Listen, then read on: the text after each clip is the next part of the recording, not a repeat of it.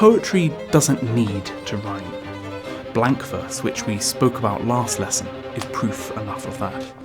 And yet, rhyme is undeniably one of poetry's most characteristic, most musical, most poetic features. It's one of the first things we think of when we think of poetry, and presents one of the biggest practical obstacles to beginner poets. So there's no two ways about it. To be able to write poetry, you have to be able to rhyme. And to understand poetry, you have to understand rhyme.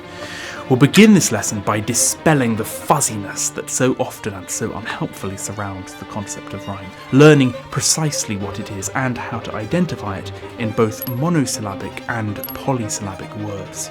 Then, once we're completely comfortable with rhyme itself, we'll consider how it's used in poetry.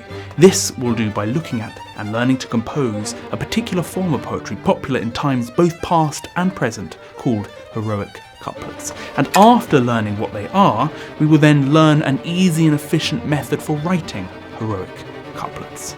But to begin at the beginning, what precisely is rhyme?